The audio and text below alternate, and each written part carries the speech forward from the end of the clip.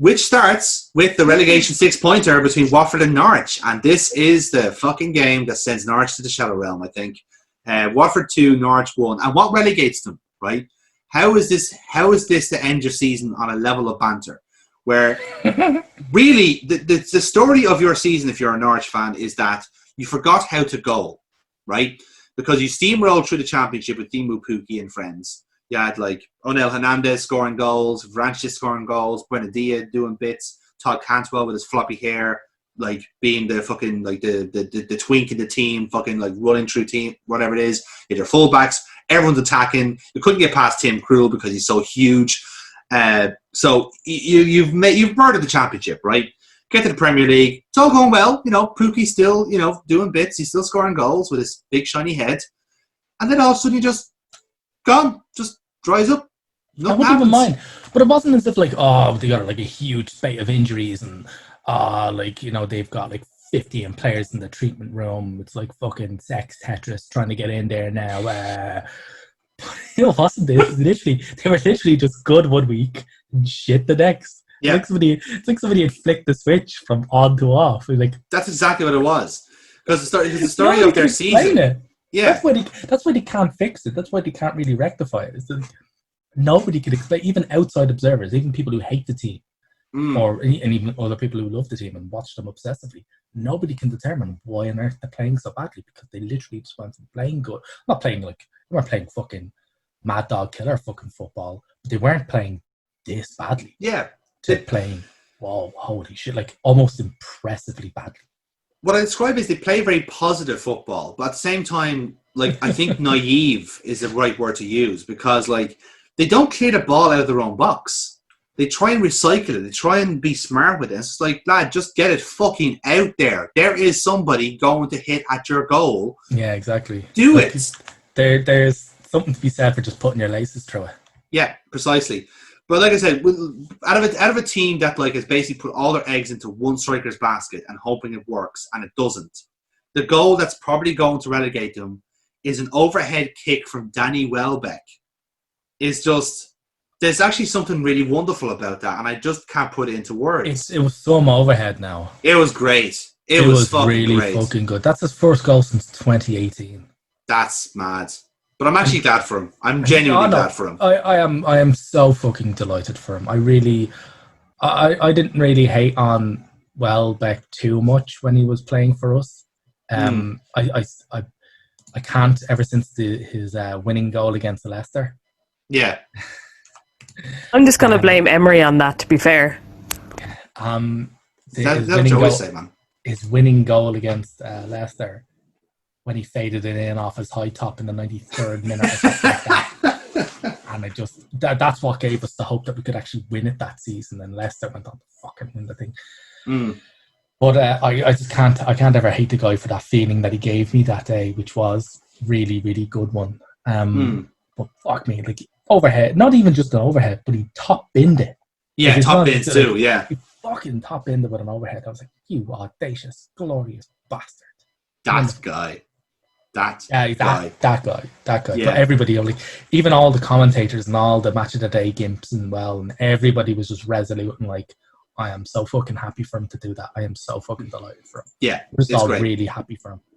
But Norwich, yeah. I mean, Norwich went ahead in the 4th minute in this game. Actually, I knew they scored really early. I just didn't realize it was that fucking early. Yeah, and they didn't really press on. Like Watford just went, oh, you picked the wrong house, fool. Yeah, well, when Craig Dawson's scoring against you, you've got fucking issues. Hey, man, 2 goals in 3 games, man. It's serious business, like. It's doing bits, man. So, another game with some fucking cracking goals in it was Palace versus Chelsea, and the 3-2 to the away team. What do we want to talk about first? The Pulisic goal, the Willian goal, or the Zaha goal? Well, they were all fucking great. The Zaha goal is easily the best, and that's not just because I fucking hate Chelsea. But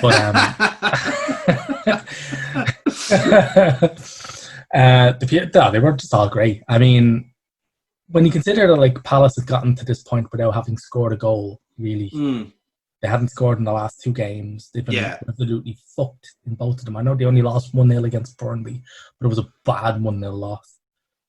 They actually fucking. I think Chelsea may have been forgiven for having a slight bit of hubris going into this match. Going, possibly, yeah. These guys aren't going to show up. Like, I saw that guy over there had to take his flip flops off to put his boots on. Like, how dare you talk to Ray Lewington like that? Half of them don't have socks. They've got beach towels. So they could have been forgiven that for being surprised by the amount of fight that Palace put up. Yeah, I think for Palace, it's not really a case it's too little, too late because they're safe no matter what. Nothing's going to happen for them. All they have to do, they're really just fighting for pride, and it's precious that that. Fairness. But yeah, like they really, of all the teams, just put it up, and it gives kind of a minor London derby kind of thing. Yeah, exactly. And they put it up against Chelsea. I really have to admit they gave a good account of themselves, which in the last two games can absolutely not be said. No, it can't. Like I said, a really good game to watch as well. Like a really just fun. Oh yeah, if you were the neutral, you were fucking loving this. Yeah, exactly.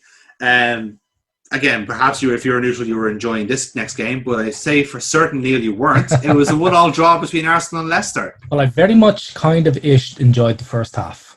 Yes. Then it all went poorly.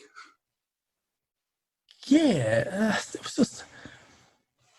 And it was just one of those games where you just don't take chances, and you don't take so many of them, and you just go, "This is gonna bite us in the arse." And like this is gonna you can't be this profligate for this long. In all fairness, we should have gone into the fucking half time 4-0 up. It was just fucking unbelievable.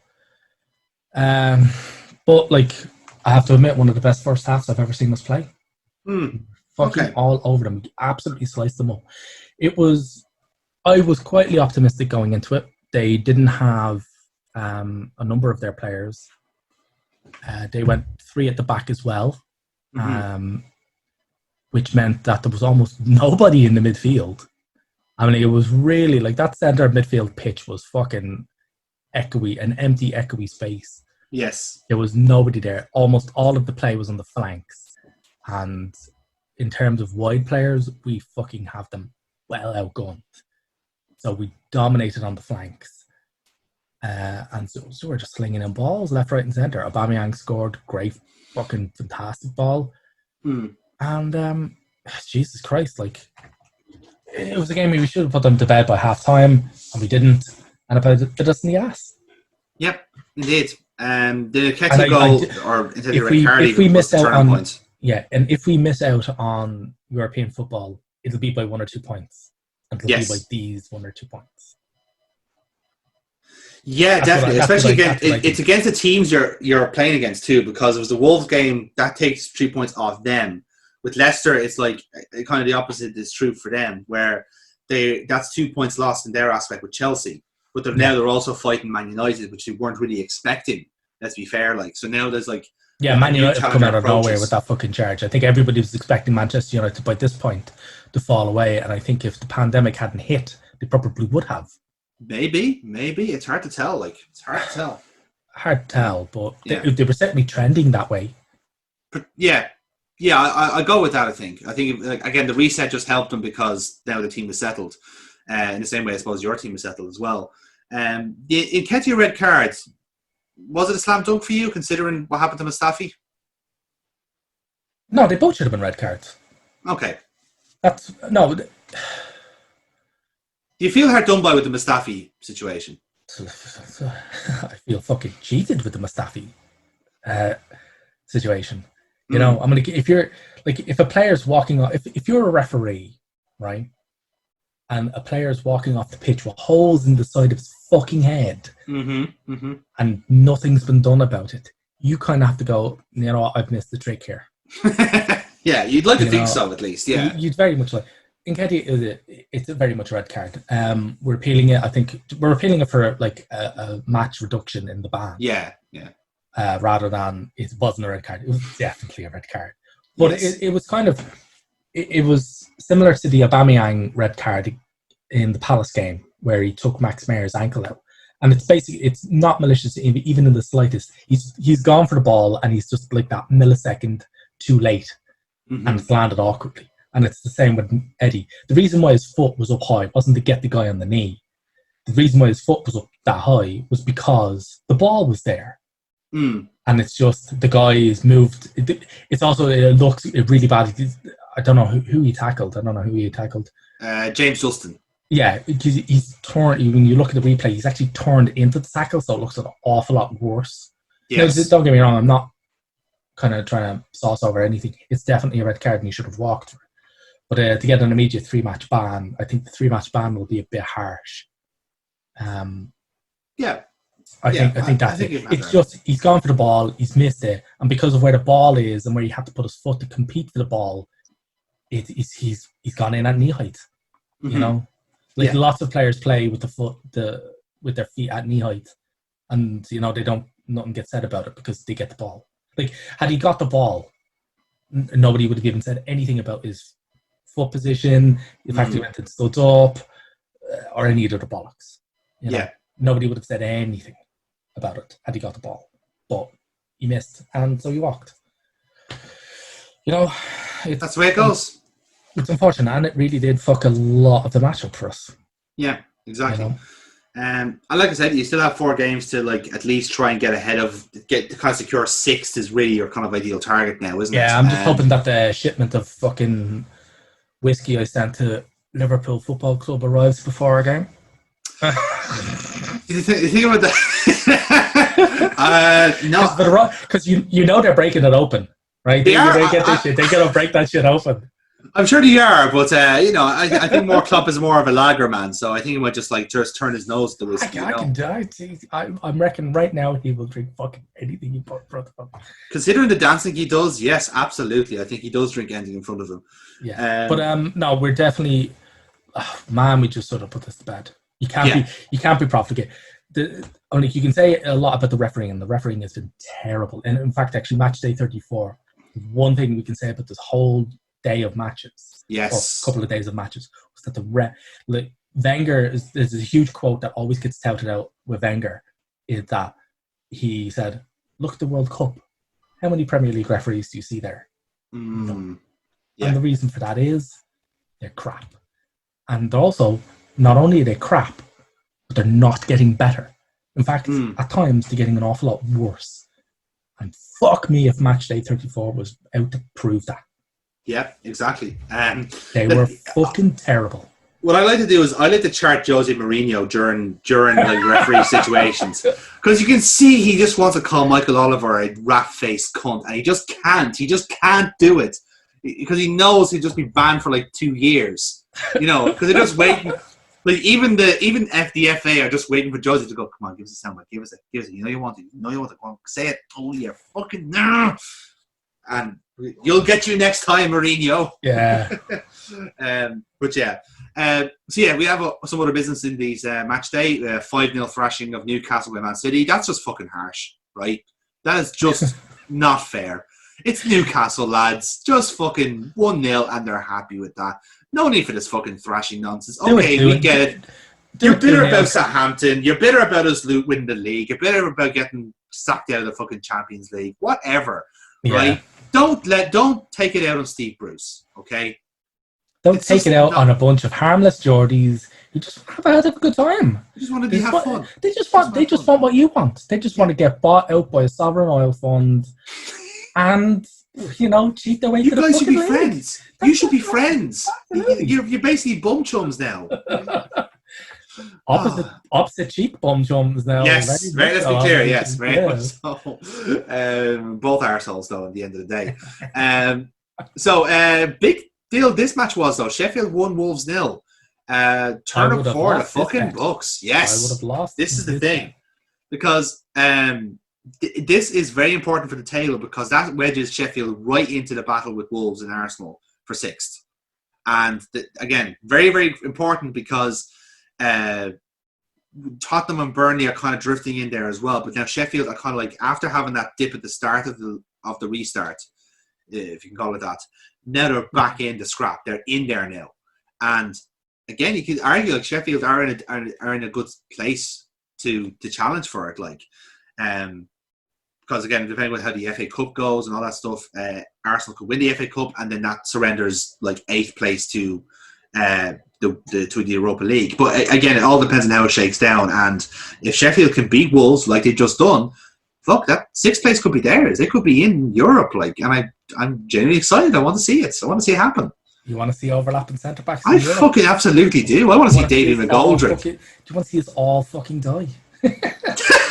I want to see David McGoldrick wrapping up the fucking Dundalk saying, "Here, lads, look what I have learned," and we will fucking bask in him like fucking Moses and the 10 Commandments. Thou shalt not overlap. Thou shalt not square pass. It's like, oh, brilliant. It's just, this is the turn up. Like, just like you said, I would not have Sheffield pretty much took a leaf out of our book, in that they realised that by shutting down Traore to some degree, or by cutting off they did it not by shutting him down. They cut out his lanes. Yeah, they cut out his lanes. So, somewhat, when Tierney was wrecked in our game, we brought on Maitland-Niles, whereas Tierney just basically, the two of them did the exact same thing. They just kind of marked Traore out of the game to cut the lanes off, allowing him to run around crying into his muscles. Wonderful imagination there. No, look, I refuse to believe, right? I've read interviews with that man. He says he doesn't lift weights. That is bullshit. Complete bullshit. He says he doesn't lift weights. Fucking size of the prick. Anyway. Just protein bars, man. That's all it is. Protein bars and Jesus. What weight are these protein bars, and how many does he lift? They're kind of dumbbell shaped, actually, now that you mention it. Very irony. High in fibre, apparently. But Egan scored, and John Egan, 92nd minute, got all 2-2, lads. 2-2. He's fucking got it. I will admit, this is one of those games which epitomises the phrase, you love to see it. You do love to see it. And it also epitomises the phrase, you put them under pressure, because that's what they're doing. Yeah, well, the thing is that Wolves, when they've got a lot of sterile possession, or just sterile play even, they don't even need to have the ball, they kind of tend to not lose their head, and that they get aggressive and start like throwing. They kind of lose concentration. Yeah, exactly. They just kind of switch off. Like it's sort of like a computer on, like, you know, if you leave it alone for a bit, it'll go into standby and switch itself off. That's how Wolves are. If you can kind of dampen them down for 20-25 minutes so that all the fucking adrenaline going through their juiced up fucking players wears off. Yeah. They'll actually kind of just power down. You can Blue Haven them, is what you're trying to say. Yeah, pretty much. Drag them into a shit game and they'll lose. Fuck, that's good. We should try that. Yeah. But a big shout out, by the way, to Chris Wilder after the match. You see that? He decided to slag off Egan a wee bit. Loved it, because he reckoned that at the start of the season that Egan should have scored 10 goals, and that's Egan's second. He's like, "Oh, he still owes me 8." Like, love it. I think give me a fucking pie chart and just of it. You love to see. No, my favorite thing about it was that when Egan scored the winner, fucking Chris Wilder ran down the touchline. He said in the interview afterwards, "It's like, did you seem to enjoy that call from John Egan?" No, I didn't. I pulled my fucking calf. It is just wonderful. I love it. That'll be in the Injured Managers Celebration Hall of Fame alongside Paolo Di Canio's suit. Yes, exactly. And fucking, what's that big fat guy? Steve Evans from Rotherham United. Like, they win their fucking League One playoff final. He just rushes down the timeline and tumbles because he's fucking 30 stone. And you can see like the suit, the fucking trousers just burst, just born free. It's like fucking chest burster down there. It's crazy. So yes, definitely that. Another game that happened was West Ham 0, Burnley 1. And then moving on then to my game. It definitely happened. That's all we can say, and that is all we're going to say on it. The game I was going to talk about then was Liverpool 3, Brighton 1. I kind of made the point I was going to make with the Villa commentary, which was mostly Naby Keita, because he ruled this game practically for Liverpool. Now, granted, props to Brighton because they really had fun out there. if actually both teams had fun out there, because we played Neco Williams on the left, which is surprising considering, well, Robbo needed the break, obviously, but that to kind of start Williams kind of shows how much we do rate him internally.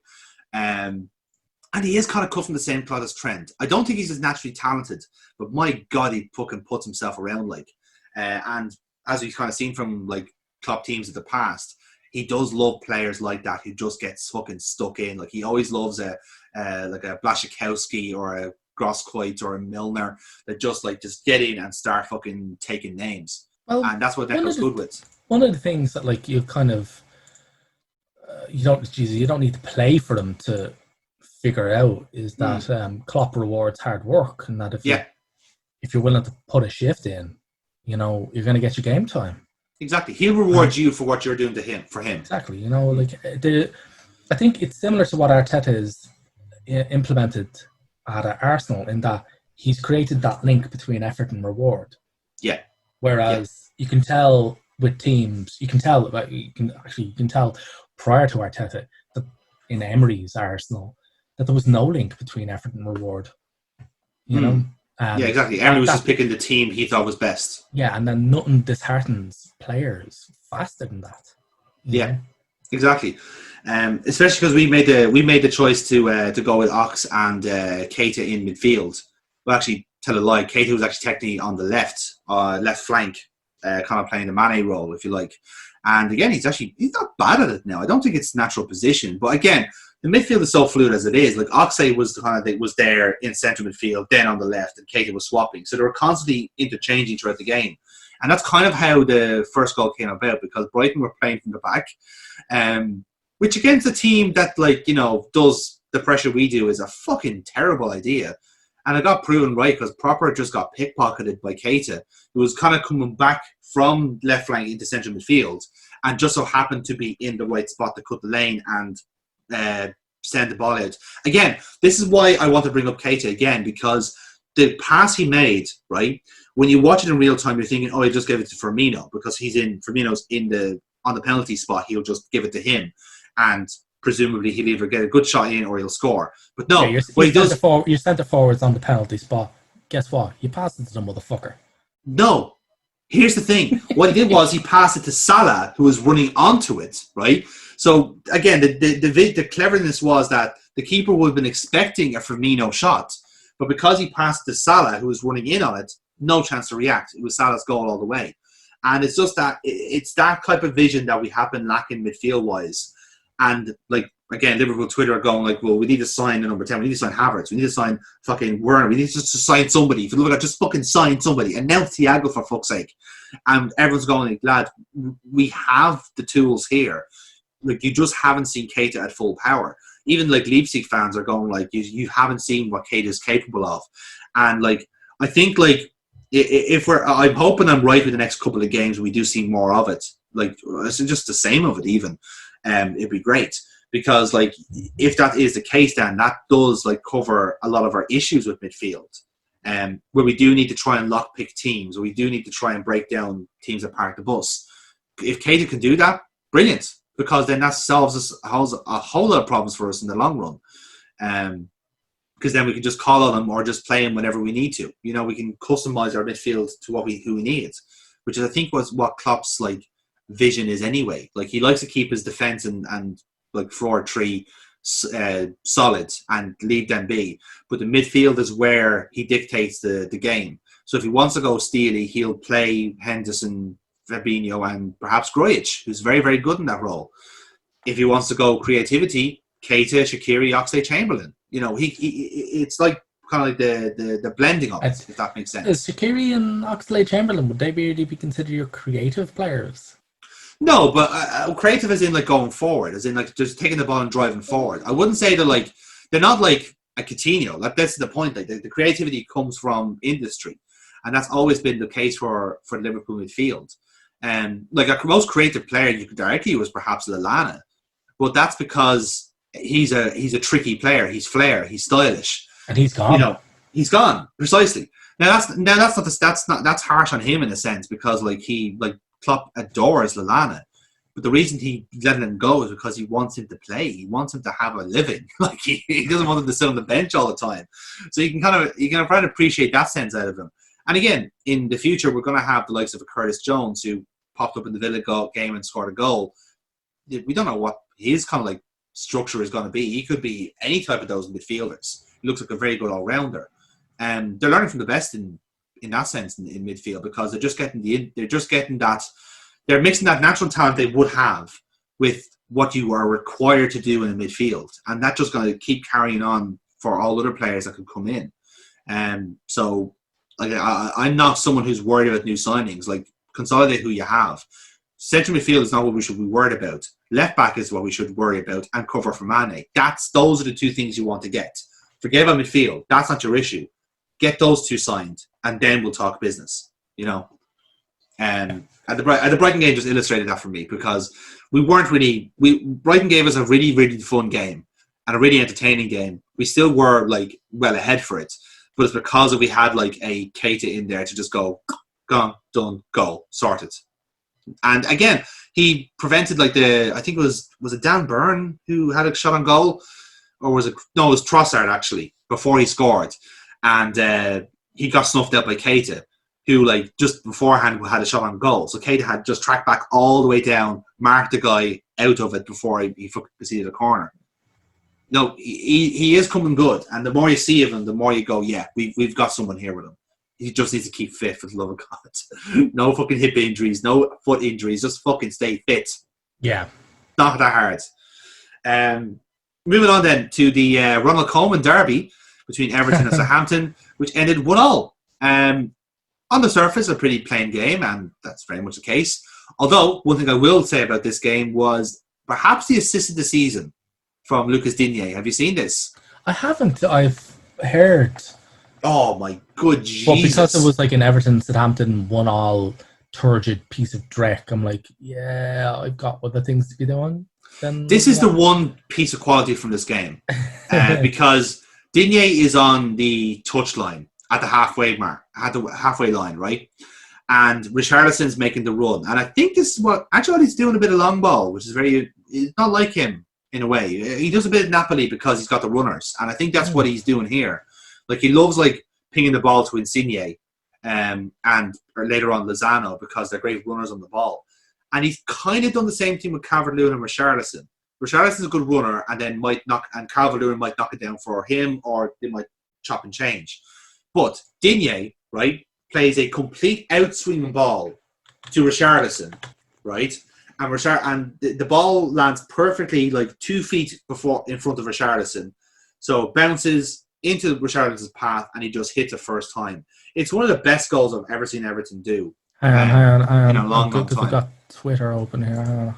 Have a gander there and see what you think, because the cross is just exemplary. It's gone out to me. Well, he's way out on the left.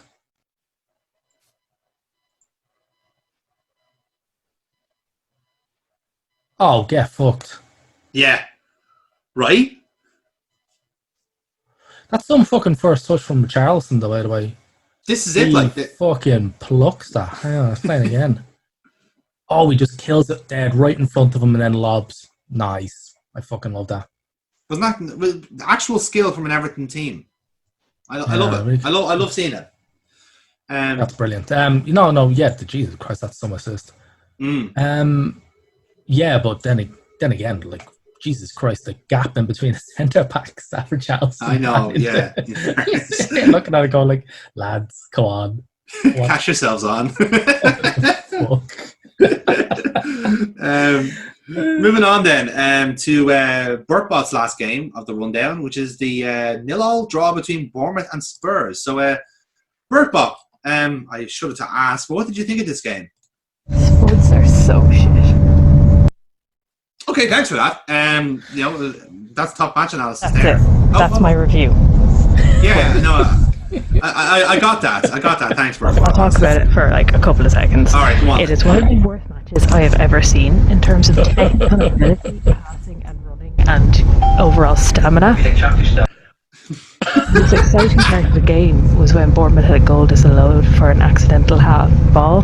It was unfortunate on their point, but They didn't really deserve a goal, needed its Spuds. So a 0-0 was just the ideal. The commentators tried to make this game sound exciting, like they were almost jizzing themselves when Kane got the ball at any point, even if it was in his own box defending with a topo clearance. They were shouting, "Oh, it's Kane!" and it's shit. The passing was so bad that it felt like I felt, as someone who's played football for a total of 3 hours, I could walk on to either team in midfield. The advertising boards got more touches than some of the strikers, which is it was just kind of indicative of how bad this game was. I will say, on a serious note, Adam Smith was stretchered off after a 12-minute delay with a nasty head injury, so I wish him well, but I wish Spuds nothing but misery, because that's all they deserve, because they're shit. I don't know. I don't think she mentioned that at any point. But yeah, kind of story of the fucking lockdown for Spurs. It's just a loathsome team to watch and a loathsome team to play against. And also, she's actually not entirely too wrong, because they had 7 attacking players on the pitch, right? So they'd Bergwijn. They started off with Bergwijn, Kane, Lamela, Lo Celso, Winks, Sissoko. Well, Winks and Sissoko, right? That's the front 6. They then subbed on Fernandes and Ndombele, Mora and Son. And I'm like, so they wound up with like 7 attackers on the pitch and did not muster a shot on target. It's bizarre. Game. It's so fucking bizarre. 104 minutes of football, and it looked like if they played for another 104 minutes, they wouldn't have gotten a shot on target. Unbelievably, there were 20 corners in this game. So she's actually not entirely wrong that the advertising hoardings got a lot more fucking touches than some of the on-field players. I'm like, it's a flippant line, but that could actually be true. Yeah, we'll get Squawker on that and see if it's the case. Well, who got more touches? Yeah. Who got more touches, Kane or the Vitality Stadium? Yeah. Fucking hell, man. It was grim. It was literally... And I understand that coming from an Arsenal fan, any criticism of Spurs is going to have to be taken with a flatbed of salt. Yes. But this, I genuinely can't remember a worse match. Not in like recent times. Like bad for just pure, just awfulness. Yeah, exactly. Especially with the fucking horrible injury that Adam Smith got. That was horrible. Yeah, that was absolutely terrible. Yeah. Yeah. No. Absolutely. Again, I fully agree with her. Like, I do. Like, I hope he's okay. Yeah. But fuck me, like this was a terrible game. Like, there were times where I reckon a couple of those players on the pitch were like thinking back to a severe head injury and going, "Lucky bastard." Yeah, unfortunately. But this thing though. Flipping the battle, like again. I know, yeah. I really hope he's good. I'm just using it as a joke, but fuck me, like there 3 games on the trot now where Spurs have just been fucking terrible, and I mean absolutely terrible. And I have been watching a lot of Spurs games now because I don't know how much you want to discuss it, but we're coming let's get into it. Let's get into it. We're coming into a North London derby. Yes. So usually in the run-ups to our derbies, I kind of nut up on some Spurs. It's never any good, and Jesus Christ, I can't remember my revision periods being this fucking terrible in the past. No attacking penetration whatsoever. One of the things I've noticed there is that, remember, was it last season or the season before that where Kane was carrying an injury? Yes. For ages, but he still kept on playing on. Actually, no, it was the time he's won the Champions League. That's right, it was, yeah. It was the season he's won the Champions League, and he played in that, and you were like, why are you on the pitch? You are awful. You are so not fit for this. And then you realise that like he's not fit. He's just injured. Can't play. I think that might be the same thing that's happening now because he's. I 100% agree. The man looks like he's not healing, and the reason I say that's because we had the same issue with Jordan Henderson. Henderson had a fucking bone spur in his heel. Isn't he? He's out now, isn't he? Months. He might actually miss. They're worried he might. You're worried that he might miss the start of next season. He's going to be out for a bit, isn't he? He had a scan today, and he won't miss the next season. He's grand. Oh, will he? That's grand. Good. He's just missing. He won't be used for the rest of the season, and then he's back for pre-season. In all fairness, if any one of your players has earned a bit of a rest, Fuck me, yeah. In fairness, God bless him. But like, well, again, it's a cautionary tale because throughout the tail end of the Rodgers years and the start of the Klopp years, Henderson had this niggling injury that wouldn't go away, and he was losing game. He was being dropped because of it, and he was being redeployed then as a number 6 in the Klopp system because he couldn't run that well. And I do recall, I think he went through like a massive rehab program during the season, and he was like missing like a few training sessions here and there just so that the foot can heal. Like it was just a matter of just letting it rest. And then all the same now, once the fitness came back to him and the foot was healing, he went to Klopp and said, "Here, lad, I'm fucking done playing number 6. You've got Fabinho for this now. Get me running again." And Klopp goes, "I like your moxie, kid," and fucking back up and running. I will not eat you. Kane is the same problem. Kane is the exact same problem because it's ankle. There's clearly some sort of either ligament or tendon issue there that is not going away because it's the same injury that happens every single time. Do you reckon it's the same ankle? I absolutely do. 100%. I do I think what's happening there is that there is an injury that is not healing, and they're either between Spurs or Kane himself or the medics, they are refusing to confront it and deal with it. Because, again, actually, do you know what? Another great example of this is Wayne Rooney. Wayne Rooney was carrying an injury for a long, long time. Just didn't stop playing. And you saw over a space of a year, his whole pace and the actual intensity of his game starting to wane because he wasn't able to fucking drive. Then he got the move to Everton, wasn't used as regularly, and he just was allowed to heal. Like, he just needed a year off, practically, and he would have been back into it. Now, granted, like, mitigating circumstances aside, moving to DMLS to Derby County to basically take over the fucking club, he's not the same performance. But the reality is this is what happens when you don't allow yourself to heal. It's just that important.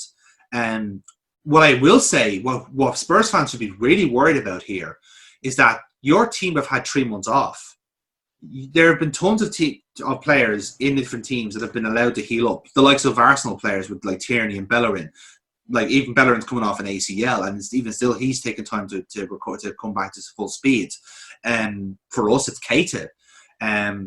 For Spurs, it's Kane. And the issue here is that Kane has had that time off, and he's still very, very leggy.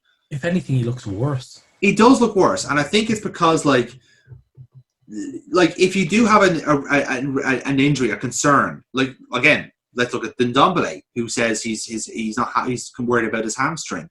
That affects how you train and how you play, because you can't train hard, you can't play hard, you can't do all the running around you want to do, and especially if the team is designed so you're the focal point.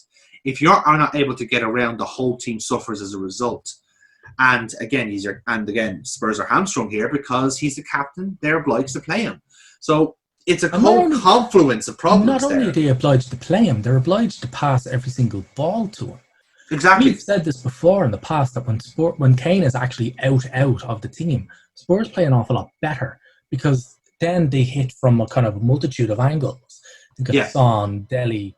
Now, they won't have Dele Alli and they won't have Dyer, unfortunately, for the derby. But like they're so one-sided and they're really poor. Also, in this game as well, in the Bournemouth game, what the fuck are the defenders doing? Like, I mean, one of the things I always wondered about was why they played Dyer and Sanchez together. And then I realised why. It's because they've got pace. Well, they're fast. Yeah, they track back well. Yeah. They've got mobility. They're mobile. Vertonghen and Alderweireld aren't. They're no longer. So when they're being attacked, when you're getting at them, they just stand still. Like, holy shit. And Bournemouth were just constantly just pinging passes in behind them, constantly trying to get people to latch onto them. And I was sitting there going, we have a somewhat better front strike force than Bournemouth do. Yes. And width as well, crucially. Exactly. And I don't think it's egregious of me to say that we've better attackers than Bournemouth do. And I was just like, oh my God. I was watching this game saying, please play like this against us. Please. Yeah. Aubameyang will literally piss himself laughing. Yeah. I guarantee if they play like this again, we're going to mop up. It's going to be one of those one-sided derbies in history. Now, it's not, because the North London derby form goes out the window. It always does. Exactly. But Jesus Christ, I really don't see how they could play any worse. What I was mentioning there as well, but Aurier being their main source of creativity because he's to play so far forward. So Sissoko has to pretty much cover like almost an entire quarter of the pitch on his own. Like, what are you doing? Like, yeah, it's so bad. We mentioned it on Belly. He put in a bit of a shift. He worked hard, but at times it was just him and Lamella, just trying to show something. And you know their bar is not that high. I mean, Bergwijn was terrible, absolutely fucking terrible. And Son, I don't think Son's really arrived since he got back. If you know what that means, you know. Yeah. I just don't. Wow, there's just no goals in this team whatsoever. Isn't it incredible how it's all seemed to have like dried up because, and again, like we've said this about Mourinho, like unless he does have the players there and he's able to buy in players that he wants, like this is the kind of the transition year to making a Spurs team more serious. But you can't see a transition there because all those players are getting old very, very quickly. And let's face it, Spurs are not a big spending club. They spend big this season to like give ammunition for years coming forward, like Lo Celso and Sessegnon and that. But even then, like again, the major issue is goals. They've signed wide players, Mora, Bergwijn, Son, and they're all to feed to Kane. Like it's the obsession, it's the fetish that they have for Harry Kane that's going to be the downfall because ultimately, like you don't know for sure if he's able to keep up with this shit for another couple of years. This is my point. I was actually talking to my Spurs friend, and I said, I pretty much repeated there, I was like, I think he looks miles off full fitness. He looks like a player who hasn't played pro football in fucking 6 months. He looks like fucking Ricky Lambert, Neil. Let's be honest. Let's be fucking honest. Ricky tried his fucking hardest. And I love him. And I love Ricky Lambert. But let's face facts here. Yeah, his bar was not high. But let me say, he reached that bar every single time. Yes. It just was not high off the ground. Whereas, Jesus Christ. My Spurs friend actually turned around and went, he thinks that Kane looks disinterested. So that's quite now. He watched Spurs. He's all watched every Spurs game, so I'm more inclined to take his word over mine. An Arsenal fan, of course. Salt. But when I said, I was like, he just doesn't look fit. And he said, no. Like, he watched the West Ham game. He says, Kane had a bit of a turn. He had some turn of speed, a bit of reaction there. So he says he doesn't think he's not fit. He just thinks he just doesn't want to be there. Is that because of Mourinho or because he's been there too long at Spurs? That's the question. Little from column A, column B. Like, but where would he go? Like, that's the thing. Like United don't want him now. They've got their strikers. They're sorted. Unfortunately, like Kane will find buyers. Well, unfortunately, he's going to find a buyer. They will be able to flog him off. They won't be able to flog him off for bail money, and they certainly won't be able to get as much money as they could have maybe 2 years ago. Yes. Certainly not as much as what they could get from 2 years ago. But they will be able to find a buyer for him. I have no doubt of that.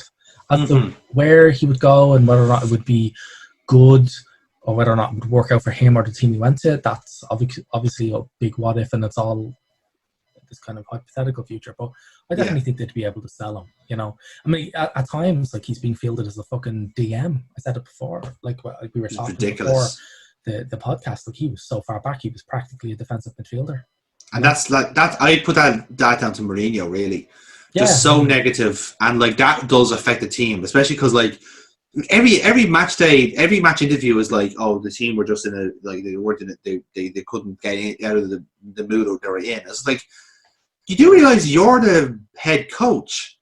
Your job is to get them out of it. Like, you can't just like again, it's a kind of like, it's like training a puppy kind of situation. Like, you know, like.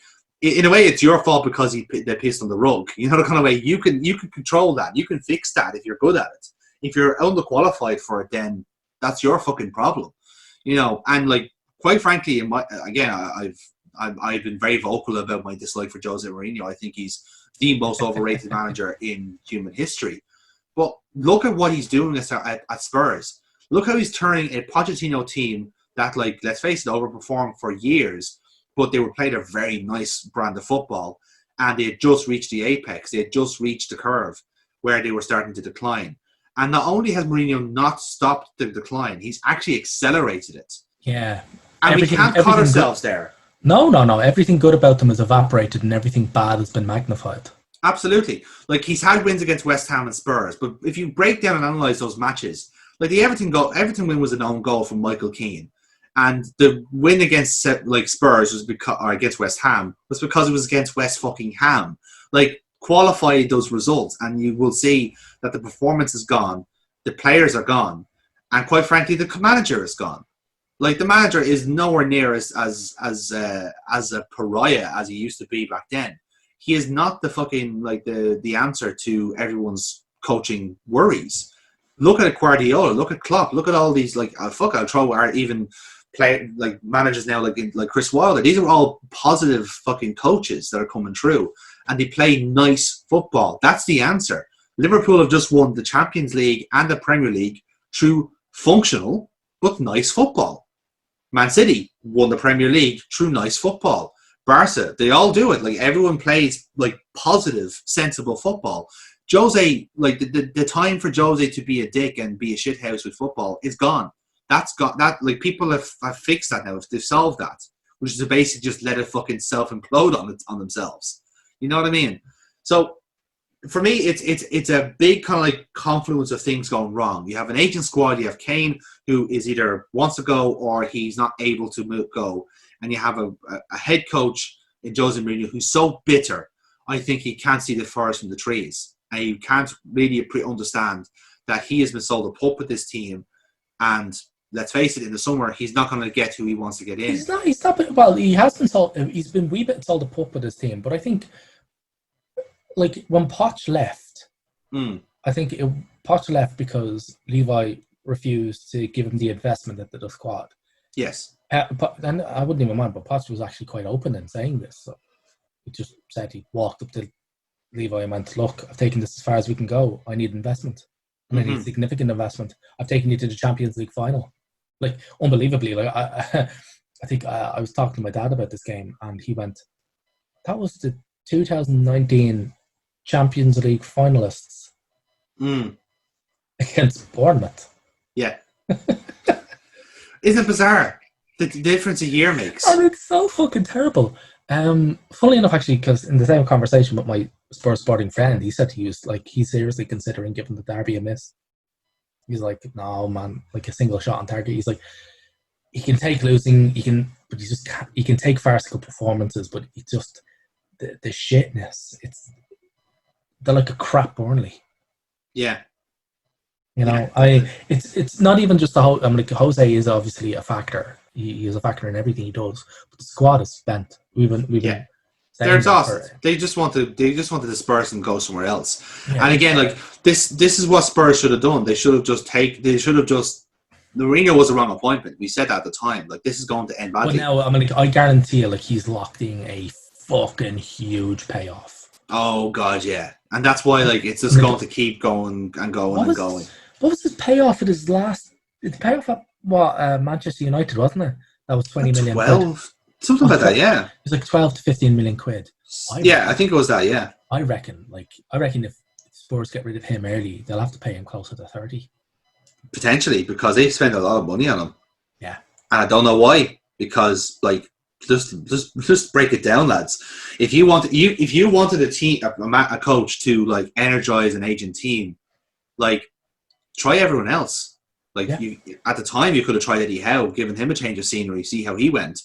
Like, look at the Bundesliga. Half the fucking league are full of those positive, like, optimistic coaches. And you could have tried and poached a guy from Atalanta. He would have been great fucking crack in the Premier League. Absolutely. Like, you know, it's awful. Like, like, he should have. He definitely. I reckon that's what he went in to play shit and get paid off. I genuinely think, because there's no other reason why he would have taken that job. Like, Poch left because there was no money to spend in the summer. So there's no way he was like, "Well, I'd wander in here and somebody will open his checkbook." No, the last guy left because that wouldn't happen. He can't get a tune out of the current squad. Prior to the lockdown, he blamed injuries. Now nobody's injured. He's nowhere to hide. He can't motivate the squad. They really need somebody who can, but could they take the financial hit? I mean, like, they're paying. They're desperately trying to restructure all their debt that they've got from the stadium build. It's not looking the best. Even conservative estimates are looking. They're going to be fine. They're going to be servicing that debt to the tune of nearly 30 million quid a year. A huge portion of that is fucking interest. So that's not going away anytime soon. No, it isn't. Wow, like, it's holy fuck. Like, I don't know what to do. Although, it's mad. I suppose, if you want silver linings, Kane's really good at defending corners. Hey! Okay, we lost a striker and we've got a new centre back. Anyway, so let's finish off this match day then by talking about Villa Man United. It's a 3-0 regulation win. Greenwood, Bruno Fernandes, Pogba, blah, blah, blah. Really sticking it to all of the Spurs fans watching the team that Jose left absolutely slice Villa to bits. Exactly. And that's it, really. That's match day 34 done. So I guess it's tradition at this point. We need to check in with VAR Wars. So let's do that now.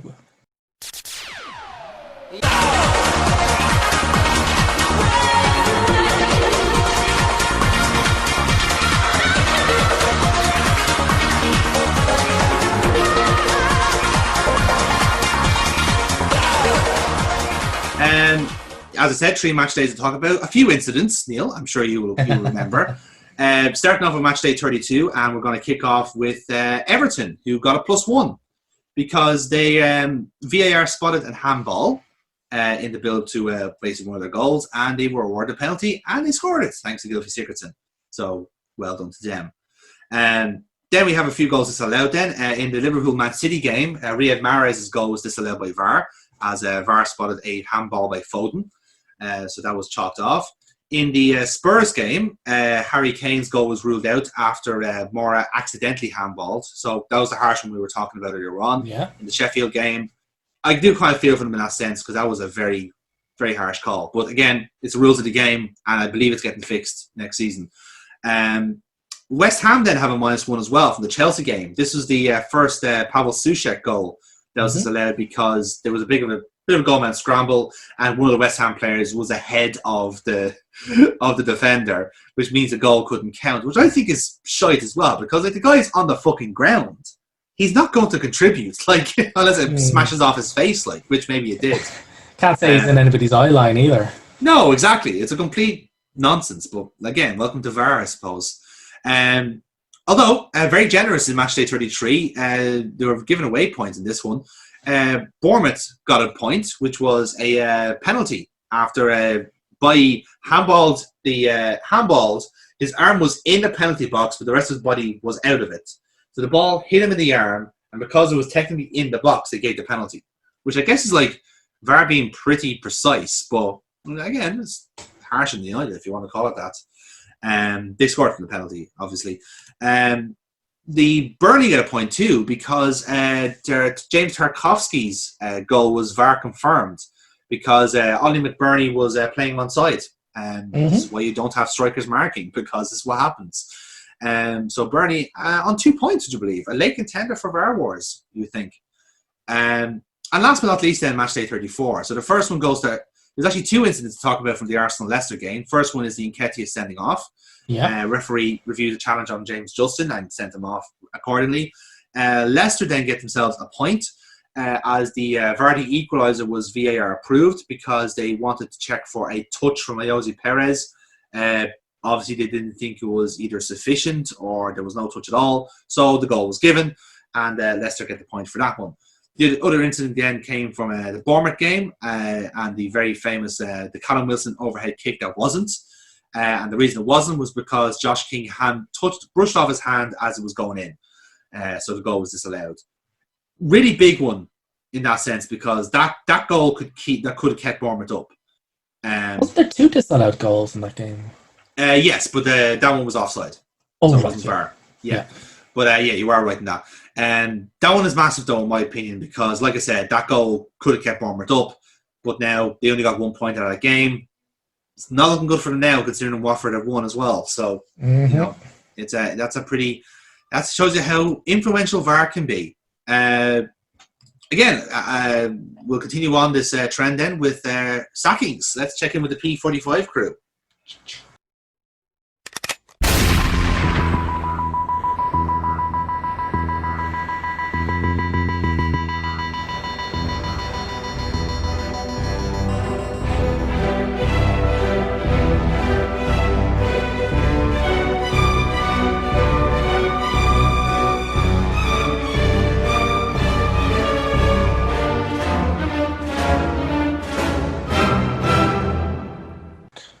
And some actual developments, Neil, would you believe?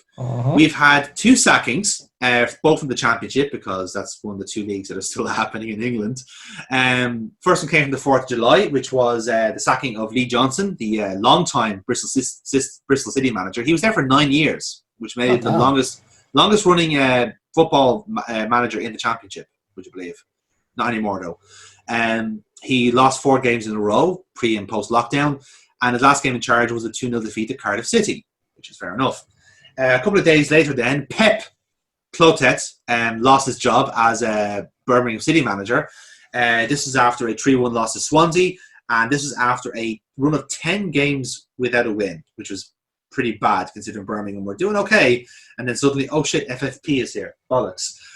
So they'll have to deal with that in a couple of weeks. But, again, some developments, because you remember from last week, Neil, Swansea were responsible for Jonathan Woodgate's Middlesbrough becoming Middlesbrough. So they are now a contender for the P45 crew. They've got 2 kills in quick succession. So again, we'll have to make a judgment call at the end of the season who the P45 crew actually is. We have some contenders at least. So keep them coming, I guess, is the best way to describe it. So I don't know. It's a bit harsh, really. So yeah, that's that for now. Let's continue on with our stat attack.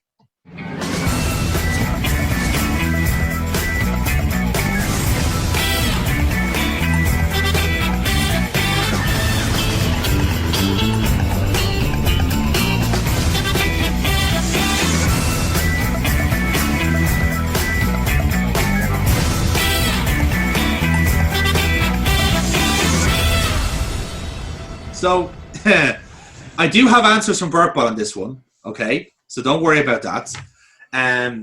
So the first question I have is this. How many goals has Bruno Fernandes been involved in since he started playing for Manchester United? I'll go with 20. 20, okay. That's goals and assists, yeah? Yes, exactly. Yeah, I'll go 20. Let's see what Burkball says. Bruno Fernandes has been really good, and it's really annoying that he's so good. 27 appearances. Not all of them are full matches, though. But I think it's something high like 11. I'm going to say 11. Well, that wasn't me, by the way. So these are both wrong, but Burkball technically closest. The answer is 13. His record is actually, I gave her the wrong stat there, by the way. It was a combined between Sporting Lisbon and Man United, but either way, she was the closest. And the answer was 13 out of 13 appearances. That's how good he's been. It's actually really fucking impressive, to be honest. But no points given, I'm afraid. Next one. Neil, have you ever heard of Alexander Sorloth? No. Good, because he's one of Crystal Palace's players. He's a striker, and he's currently on loan with Trabzonspor in Turkey. In 44 appearances, he scored 29 goals. Jesus Christ. The question I want to ask you is, how many goals has Crystal Palace scored in that time? Jesus. Is it? Oh, Christ. It's probably less. It can't be less than 29. Fuck. Yeah, I think you're being cheeky. I'll go with 29. 29, okay. Let's see what Burkball thinks. I actually saw something about this guy. I think he scored 28 and they have scored 27. Box. Oh no, he scored 29. So maybe 29 or 28? Yeah, I'm going to say they scored 28. 28. Interesting. So Neil's going for 29, Burkball's going for 28, and the correct answer is 27. 30. Fuck. You went the wrong way. Funny fact, I made that stat up before the Chelsea Crystal Palace game. And at that time, Sorloth had been outscoring the Palace team. Jesus. but since he scored the 2 against Chelsea, it went the other way around. But kind of disappointed with myself there. But yeah, it's pretty nuts to think that one like big Norwegian lummox is outscoring a team in Turkey. It's bizarre, but here we are. So again, the goal is so far, lads, in the stat attack. Question number 3: which Premier League player has the highest aerial duel success rate in both league and European competition? Who's the best in the air, according to the stats?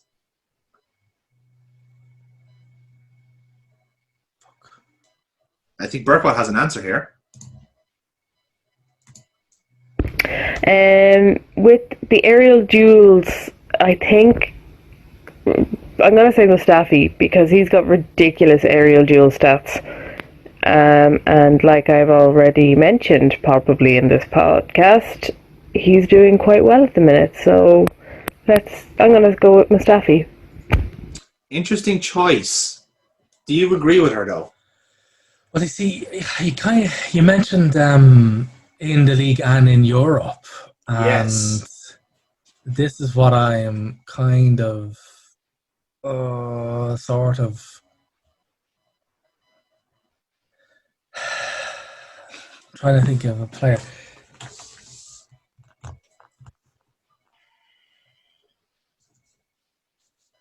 Bastard. Again, it's a Premier League player. Just to confirm. Oh, it's a Premier League player, yeah.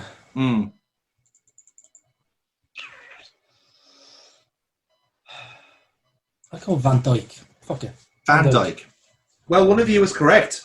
Bollocks. And the answer is, with a rate of 78.3%, is Shotran Mustafi. Jesus Christ. He is the best in the air according to the stats. Van Dijk is third at the moment. I think second. I can't remember now. I think it could have been what's his name? No, actually, no. I think Van Dijk is second. Apologies, I was thinking of someone else. He is second. So Mustafi is better. Yeah, at the minute. So Burpop, despite being definitely here, is leading 1-0 in the stat attack. Absolutely not on a train. Train? What are you talking about? That was interference, man. Shut up. Although, Neil, I think you'll have an open goal here to equalise, considering you mentioned this already. Manchester City registered a new record amount of shots without scoring against Southampton, which they lost 1-0. How many shots did he have in the game? Hang on. Let's see what Burpot thinks first. Hold your answer, Neil. Think about it. Okay. This match, they had a lot, but also like some of them were really, really shit. So do they count? They probably do, because the keeper had to pick up the ball at snail's pace. So 17. So she's going with 17, Neil. Are you in agreement? However, she kind of threw me off there by saying if the shot is shit, does it count? So like if the tree falls in the woods. Yeah. No, I said it was like 20 off target and 6 on target, so 26. It's the correct answer. 26 is the answer. So we go into the final round, 1-1, and I go into Italy for this one. So Atalanta, real fun team to watch, lads. Their striker Luis Muriel is currently the most prolific striker in Europe. He has played 335 minutes of football in 2020. How many goals has he scored? 11. 11. Interesting. Let's see what Burpot thinks. Atalanta's guy, I still don't understand how he can score goals from under the water, but that's just impressive as it is. But I am going to say 8. She says 8, and I feel for her here because she is closest. The answer was 7. He's averaged a goal every 47.5 minutes. Fucking hell. Which is pretty insane when you think of it. Yeah. And under the water as well. Exactly. Well, that should count for extra, shouldn't it? Like, when you think about it. But yeah, it's pretty crazy. So, well done. Despite Burpon not being here, she still managed to hold you to a 1-1 draw. It was just like the fucking Leicester game all over again. Bitch. Yeah, I know. Terrible. I'm sure she'll be back for the next episode, unless this is like her way of like socially distancing, or else like that's not gonna fucking work, is it? So moving on then to our final segment of the show, and that is the Hand of fucking Cod.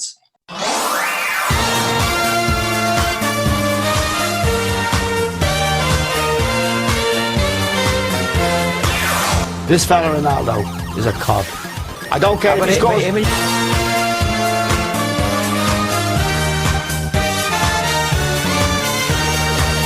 I thought he was fucking dreading.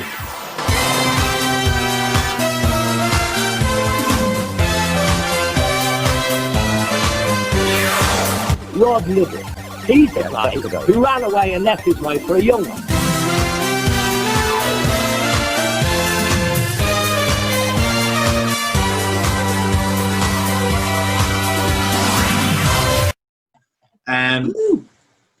I think me and Neil are on a similar vibe here this week actually, because both of ours involve the EFL. Who wants to take first swing at them? Is what I'd like to say. You can go first.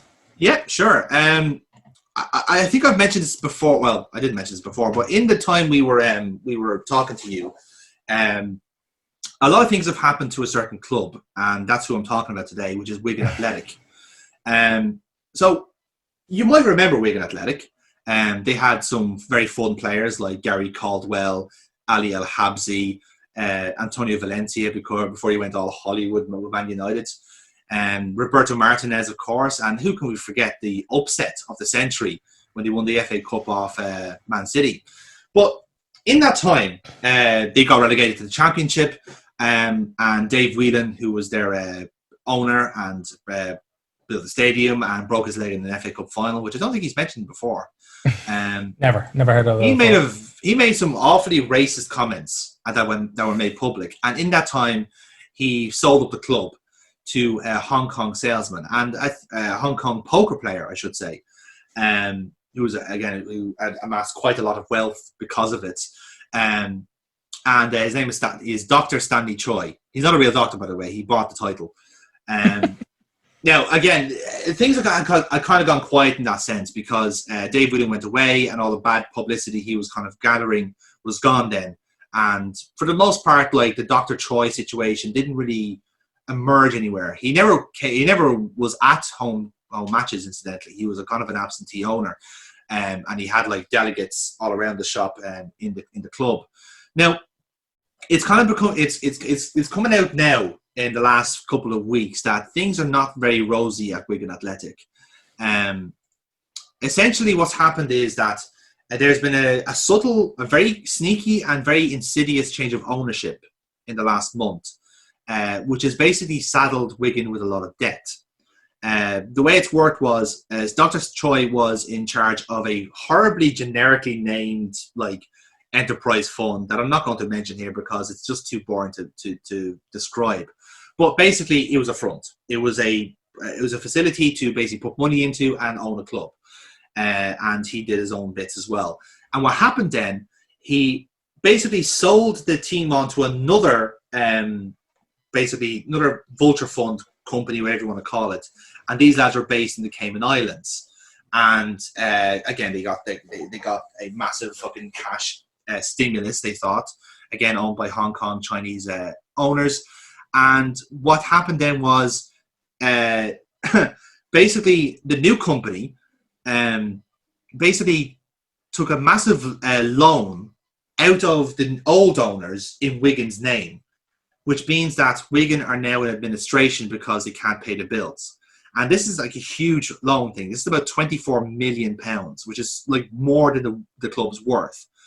And again, people have done deep dives in it. There's a very good like article on The Athletic about it. There's one on The Guardian, and a very good deep dive of a Wigan fan who did some great work on it. And he noticed a few things that potentially the new owner is fictional, is what he believes, because the name is actually a name of a chipper in the local area as well, which is just very convenient.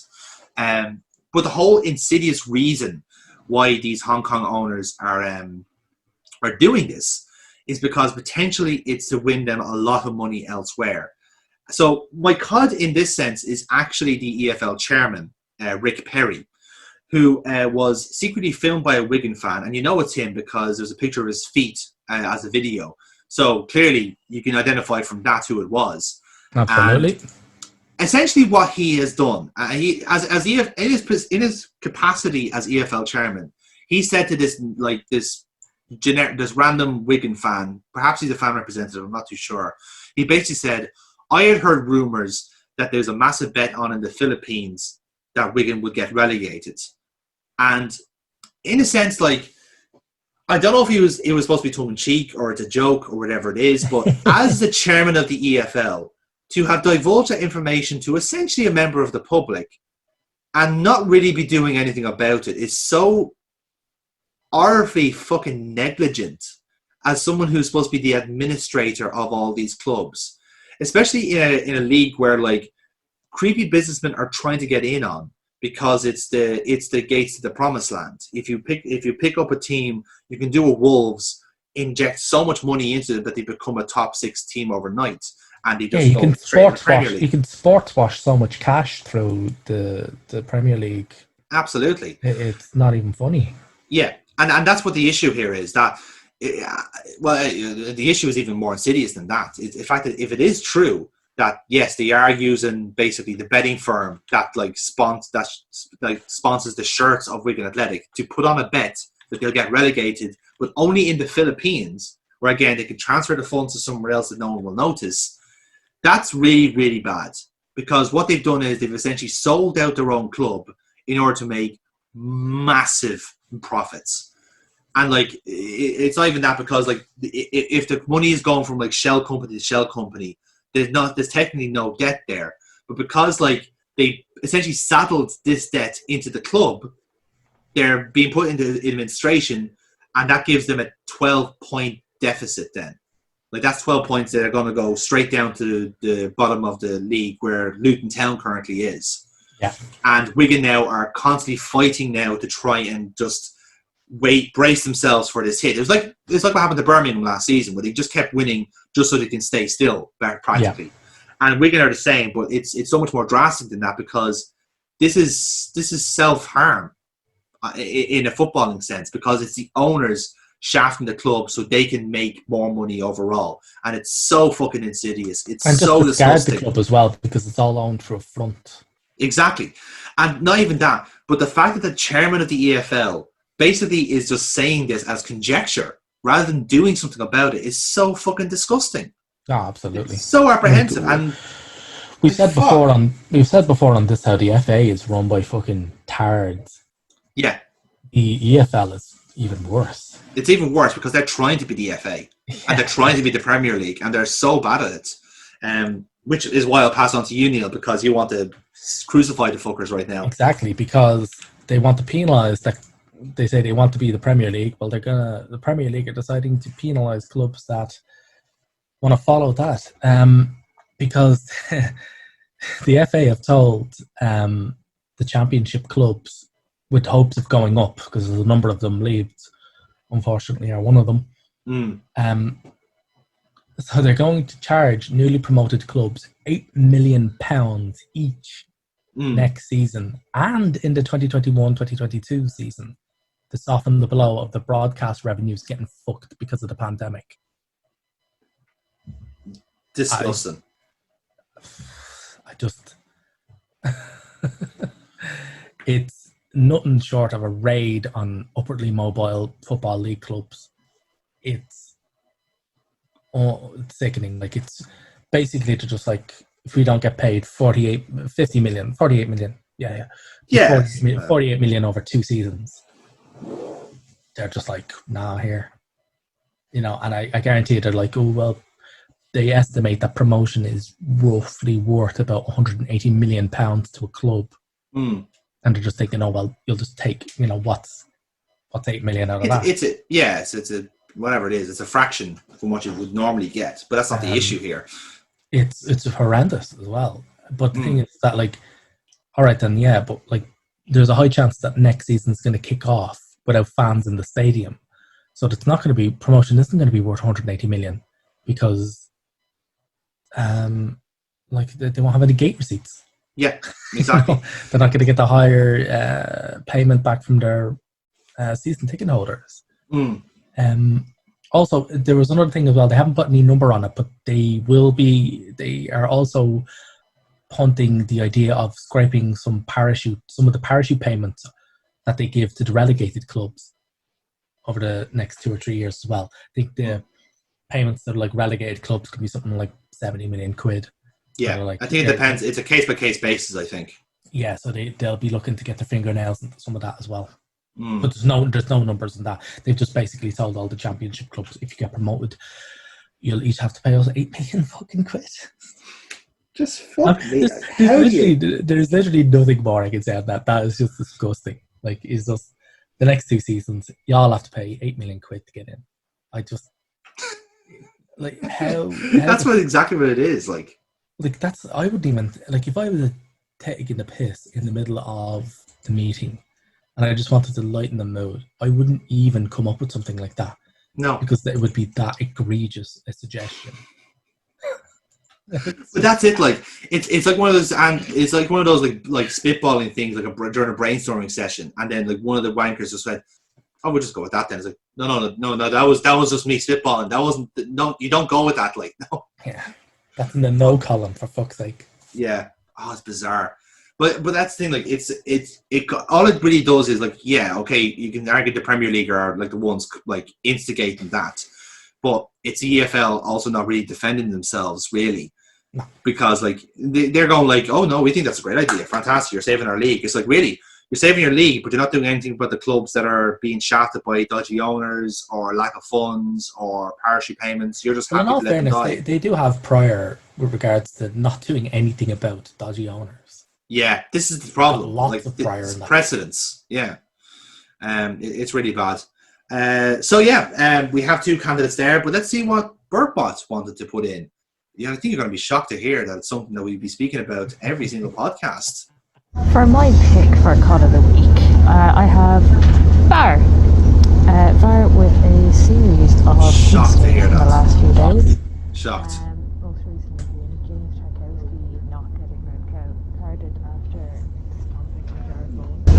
stomping similar tackle to what Marlo Stansfield or Eddie Nketiah, if you will, was sent off for after a VAR review of that one. But Tarkowski's looked intent, like he had intent when he was stomping down, whereas Nketiah's wasn't really intent, but I actually fully agree it was a red card. However, there's been more incidents from VAR. The penalty that Fernandez got should not have stood because he stomped on the player and not him getting tripped by the player. There was a penalty that was missed by Ward-Prowse, should have also stood. Sorry, should not have stood. VAR checked it and still allowed it to go ahead. And the funniest bit is Harry Kane exaggerated a push in the penalty area. It was a definite push, but because he exaggerated it, he didn't get away with it, and even VAR reviewed it and didn't give it. So that's brilliant as an Arsenal supporter, but actually that's just from a VAR point of view and definite mistake. She just had to get that last week against Leicester, we had a red card. Yeah. Yellow card given by the ref was overturned by VAR, and rightly was given a red. So that was a good decision made by VAR, which meant that VAR were watching the match. However, miraculously, they didn't see Jamie Vardy karate kick Mustafi in the face. It definitely was a red card event because there was 100% intent there. He's not the type of player. Not the type of player. Not the type of player.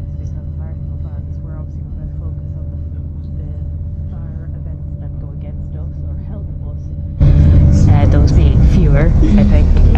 But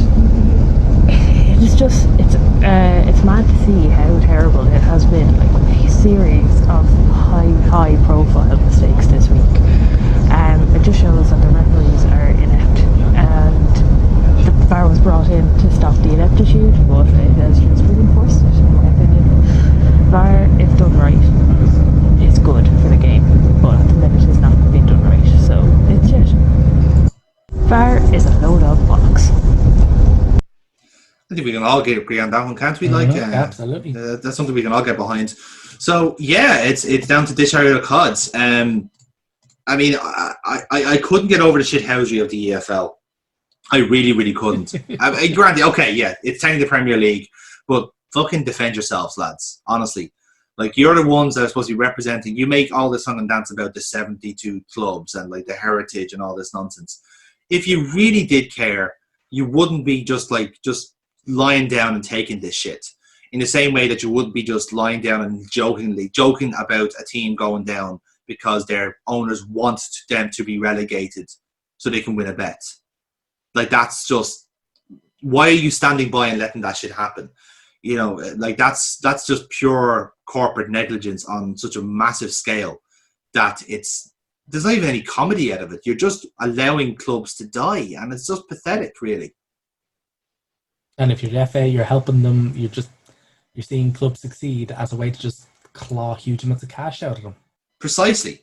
You know, Burpo, what do you think of this? Well, who would you rather go for? Gonna go with the EFL on this one.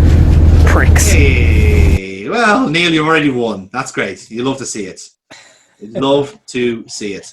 Out of interest, what would you prefer to go with? I'd have gone for yours, yeah.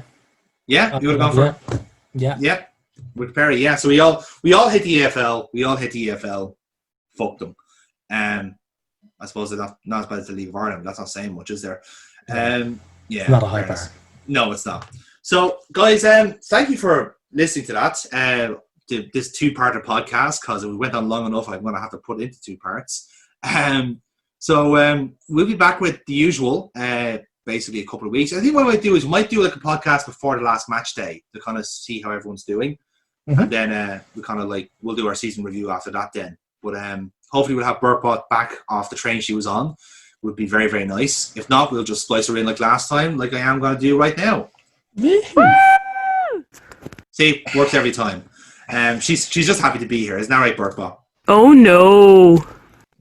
Well, that's a bit harsh. Anyway, thanks for watching us anyway, and we'll see you on the next Liquid Football podcast. Until then, now I've been Jonathan. That's been Neil. That's been Burpot. No, I don't agree with that at all. Fine, be that way. We'll see you next time. Take it easy.